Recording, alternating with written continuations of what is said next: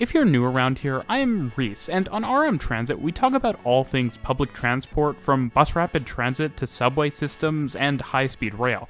Make sure to subscribe and hit the bell so you don't miss any future videos. We'll be making a lot more on high-speed rail this year.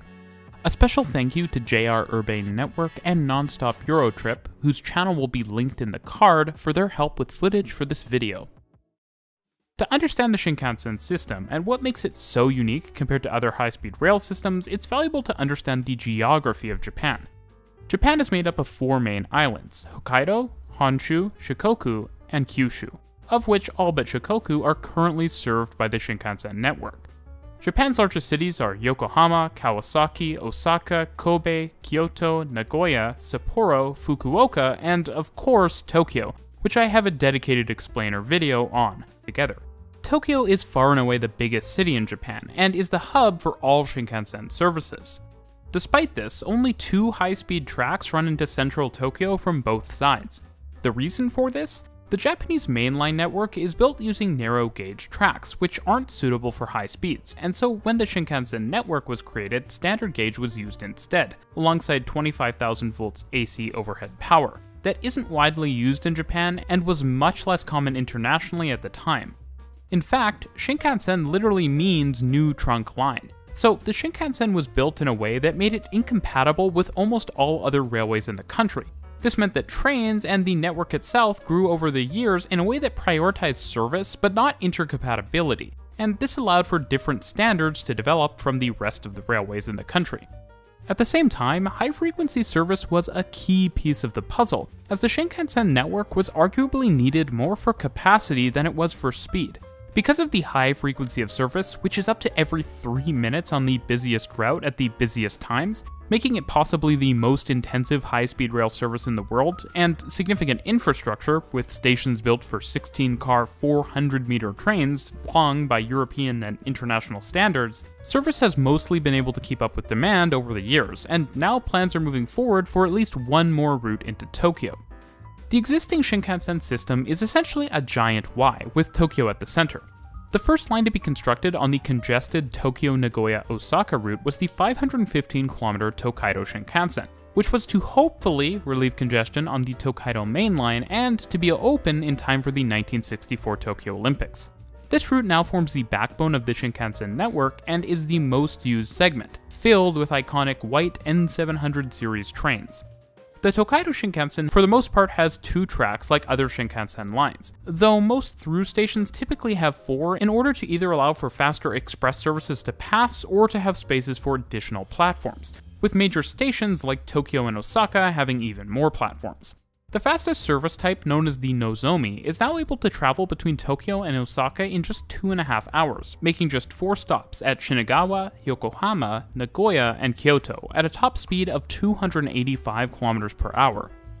Being the first country to start building truly modern high-speed rail lines and having a frequently mountainous and heavily developed geography, Japan made some rather distinctive technical choices. For one, the grades on the system are not particularly steep on the oldest lines, at a maximum of 2%, likely influenced by Japan's terrain and preference to minimize impacts on rural areas. This is especially surprising because unlike some other countries, like say France, Japan has never used locomotive-hauled high-speed trains. All of the trains are multiple units. The system also heavily uses tunnels and elevated viaducts, including traveling elevated right into major cities like Tokyo and Osaka. On many segments of the network, you are constantly traveling into and out of tunnels. Now, despite the extreme speeds and ridership, there has never been a deadly crash on the system, which uses Japan's offshore earthquake early warning system to stop trains automatically in the case of a large enough earthquake. At the same time, unlike most high-speed rail systems, a significant number of stations on the Shinkansen network feature platform gates. Continuing west of Osaka, we enter the Sanyo Shinkansen, which opened in 1972 and runs 550 kilometers from Osaka to Fukuoka in Kyushu, stopping on the way at Okayama and Hiroshima. The Sanyo Shinkansen operates at a maximum speed of 300 km per hour, with some services continuing directly from the Tokaido Shinkansen. I do have to mention that the fastest looking high-speed trains in the world, the Needle-like 500 series, are used on the Sanyo Shinkansen, although ironically these are on what are actually the slowest Shinkansen services. Traveling south from Fukuoka is the Kyushu Shinkansen that opened in phases starting in 2004.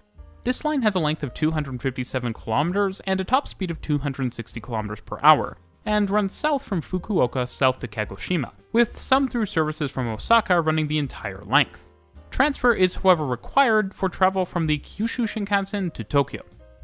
In 2022, the second leg of the Kyushu Shinkansen opened, known as the Nishi Kyushu, which terminates in Nagasaki. However, it currently operates as an isolated service to Takeo Onsen, requiring transfer to a narrow-gauge rail service for onward journeys. The Nishi Kyushu Shinkansen uses 6-car trains, also used on other services that don't leave Kyushu, much smaller than the 16-car sets used on the Tokaido corridor. Heading back to Tokyo and towards the north, we have the Tohoku Shinkansen, which opened across a number of phases starting in 1982, initially between Omiya and Morioka, and eventually extending to Aomori in the north and Ueno and then Tokyo in the south. The Tohoku Shinkansen is a total of 675 kilometers long, making it the longest individual Shinkansen line in the country, and some sections have a top speed of up to 320 kilometers per hour, also the fastest in the country. Getting the line into Tokyo was no simple matter, as extensions south from Omiya are on a high viaduct and face backlash, especially as the line was not of great use to local residents. In response to this, the new shuttle, which I talked about in a previous video, was built hanging off of the side of the Shinkansen guideway to provide a travel option for local residents, which is just awesome. Actually getting the line into Tokyo still took years, with tracks weaving around existing ones approaching Ueno and a tunnel being used for much of the distance between Ueno and Tokyo Station. The Tohoku Shinkansen is also famous because of the significant amount of snow parts of the route get, and because of this, a number of design features were implemented, such as extra space for snow that accumulates on viaducts, heated rails and switches, hardened equipment to withstand being hit by snow blown off the tracks by high-speed trains, and even hot water sprinklers to melt snow. Interestingly, there are two other services that use much of the Tohoku Shinkansen route, known as the two mini Shinkansen lines. These are the Akita Shinkansen and the Yamagata Shinkansen. The mini Shinkansen routes are traditional branch lines that have been modified with standard gauge tracks and 20,000 volt AC electrification, using special high-speed trains that fit within the loading gauge of the legacy. This is actually to reduce the loud noise often heard when trains enter tight tunnels at high speeds, something which was necessary as this route has a and then head to your platform and get on board without any long waits or painful security screening. Service is fast and punctual, and the trains themselves are very nice, both inside and out. The high frequency of this service and the variety of service patterns mean to some extent the Shinkansen enables rapid travel across large metropolitan areas, such as from Kyoto to Osaka or Kawasaki to Tokyo, as well as supercommuting, which is a less positive, albeit in decline trend.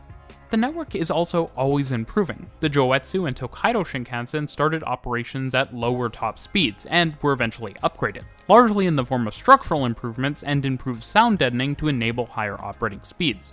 And the same is going on the Tohoku Shinkansen to raise parts of the route to 360 km per hour, among the fastest in the world and valuable on what is a very long route.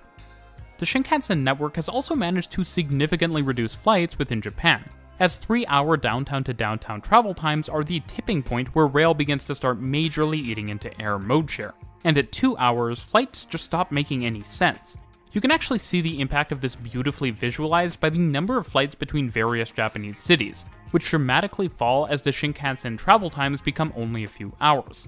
Between Tokyo and Fukuoka, with a 5-hour travel time on the Shinkansen, air travel is still very much the dominant mode. However, as this time comes down to 2.5 hours for Tokyo to Osaka, the Shinkansen overwhelmingly takes over the mode share, and at 1 hour and 40 minutes between Tokyo and Nagoya, flight options are extremely limited. Probably the most unique element of the Shinkansen network is the unique topology and design approach of a linear corridor built to different standards than the rest of the rail network, built to enable fast travel by large numbers of passengers. While in Europe, this approach seems to be questionable, as fairly good legacy lines often exist, even if only for final stretches into city centers. But for countries in the Americas and other parts of the world with some existing intercity rail networks, it might be worth considering whether a series of new trunk lines would be a better approach when compared to trying to upgrade very dated legacy infrastructure and alignments.